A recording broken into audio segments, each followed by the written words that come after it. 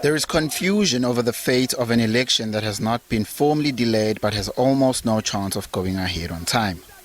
The planned December 24 vote, along with a parallel election for a new parliament, was meant to help end Libya's past decade of chaos. The process has, however, been dogged since the start by bitter disputes over the election legal basis and fundamental rules. On Saturday, the Electoral Commission said that it would not announce the final list of eligible candidates drawn from the 98 who registered. This until after legal discussions with the judiciary and parliament are held. The election is a key element of a UN-backed plan to try to bring political stability to Libya after a decade of unrest. Well, to talk to us a little bit more about what's happening in Libya right now, we're now joined by Sami Hamdi, who's editor-in-chief of the International Interest, a current affairs analysis magazine, and commentator on the Middle East and North Africa. Sami, always good to talk to you. Thanks very much indeed for joining us. I suppose, given the nature of politics in the country, it's no surprise that as we get closer and closer, things will happen. Sorry, Peter, could you repeat the question? I was just saying that given the history of Libya and the lead up to these elections, the closer and closer that we get, it was no surprise that things will start to happen.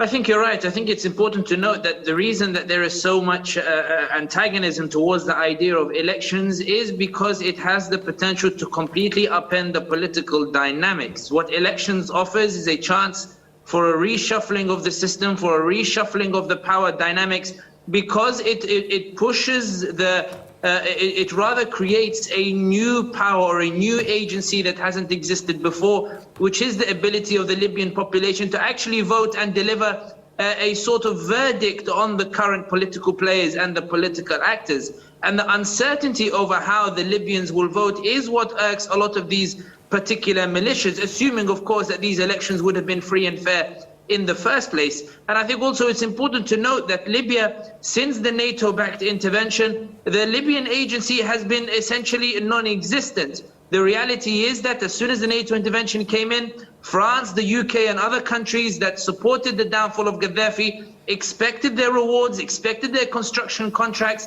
but instead what they found, in the words of former Prime Minister David Cameron of the UK, they found roving militias who are unable to agree with one another. The UK decided to abandon ship, while France essentially has tried over the past 10 years to shift between these different alliances and allegiances and navigate in a way in which it can position itself as the prime economic beneficiary. But going back to your point at hand, the reality is that in 2014, there were also elections. There were also a push for elections despite the fact that the security situation was not necessarily conducive. There was elections despite the fact that the political parties did not want it. And what happened was that we saw a low turnout, which was attributed to roaming militias that perhaps scared a lot of the Libyans from going to vote. But more importantly, what we saw was a complete rejection of the results on the part of the parties that lost, and a subsequent military attempt by the parties that lost to seize the capital, which they successfully did, and they kicked out the newly elected parliament, which now resides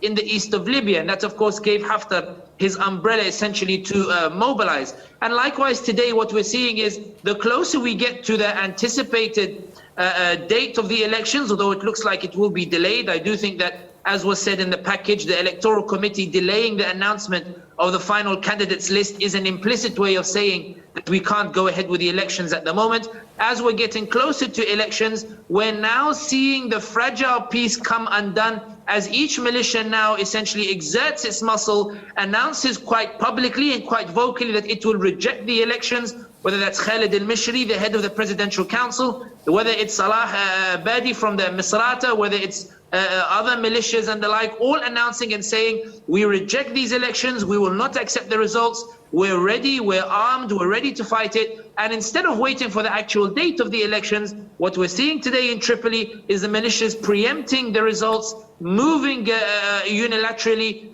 surrounding the Prime Minister's office, deploying heavy artillery in the capital, and now we're seeing this tug of war, this physical tug of war between the various militias unfold before us. as the realities of Libya become clear, as the failure of the reconciliation becomes clear, and as the failure of a political process, which only happened because there was this military equilibrium between the international powers, that the threat to break that military equilibrium via elections is now resulting in everything falling apart. And the reality is there is a general consensus that we're far closer to an outbreak of war than we are to any elections or peace. Okay, so these armed groups today, who are they? Do we know?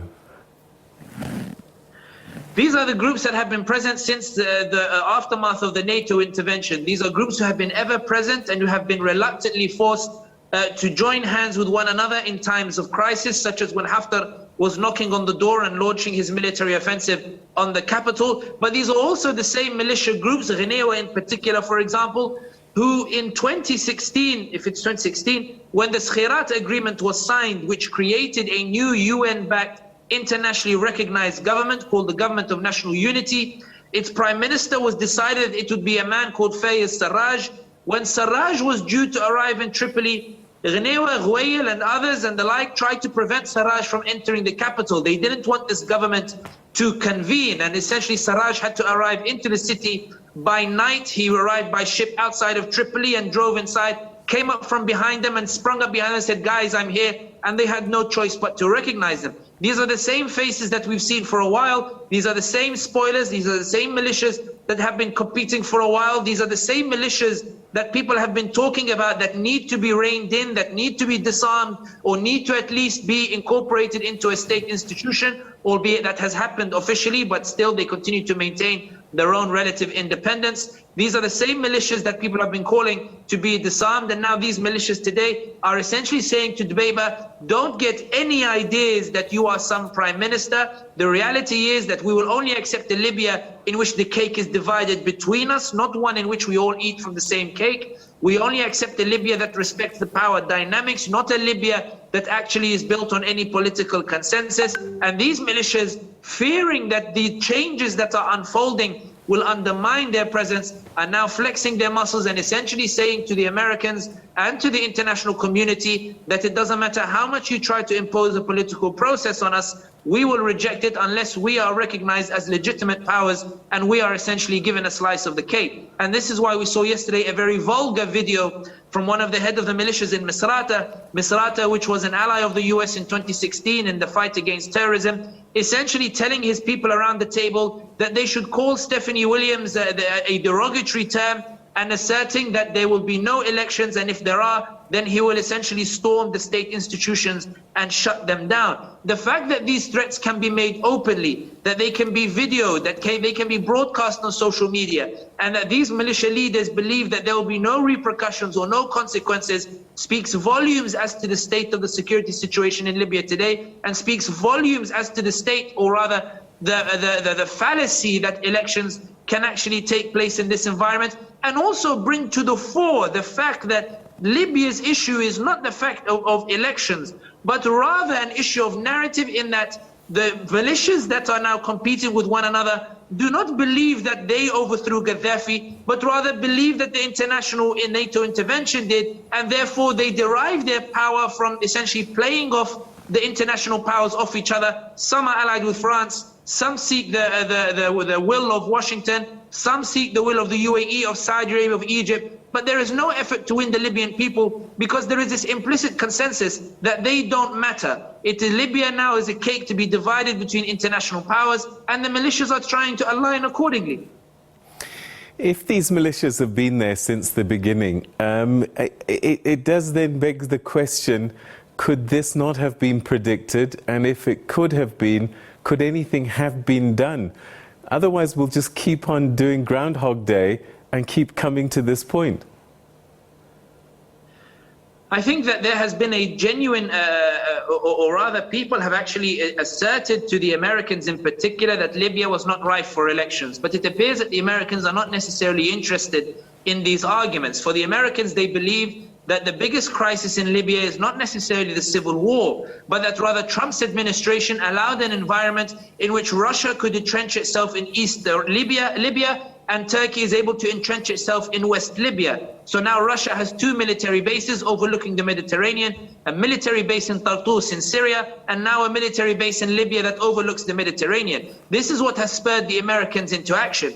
The Americans believe that if they pursue elections and recognize the winner, irrespective of who it is, whether it's Haftar, whether it's Aguila Saleh, whether it's Dbeiba, whether it's from the east or the west, the Americans believe that at the end of the day, the most preferable ally for these parties is Washington, not Moscow. So if it offers an avenue through elections through which these powers can come to power, America will recognize the strongest and work with them in the quest to push back Russia, not to establish any particular democratic transition.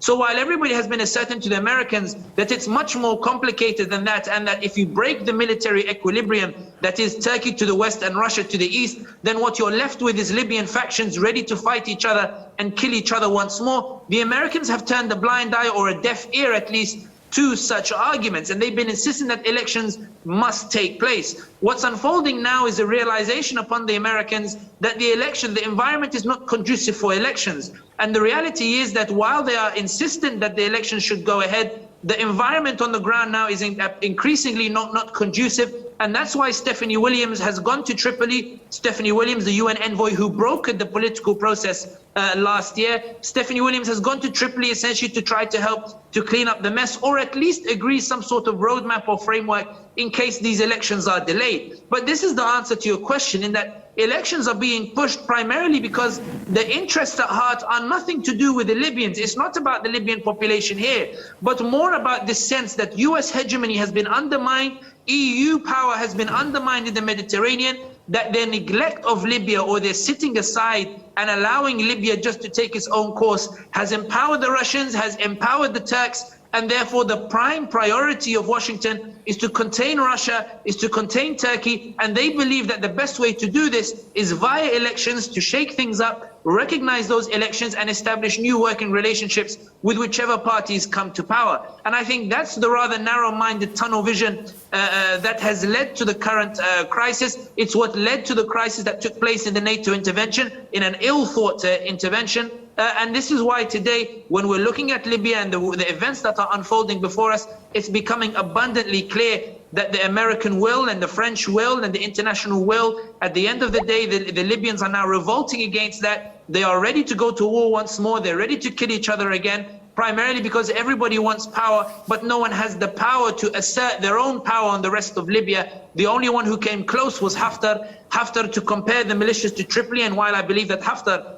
is accused of war crimes and should answer some very serious questions, Haftar is the only warlord who managed to go and lay siege to the capital without worrying about any betrayals on his back. And that's why Trump in 2019 was happy to allow Haftar to launch his offensive, because Trump believed that if Haftar could take the city militarily, that brings a military victory to Libya, and then they can work with the status quo. Haftar failed because of the Turks. Now you have this breaking military equilibrium, and now we have this situation before us. Libyans don't want elections. By that I mean the Libyan factions, not the Libyan people. The Libyan factions don't want elections. They want to fight it out. They believe that they can lobby Paris, lobby Moscow, lobby Ankara, lobby Washington for individual support. And that's what we're seeing unfolding before us. Everybody challenging the elections and essentially threatening to overturn the results. And now it's more likely that the elections will be delayed.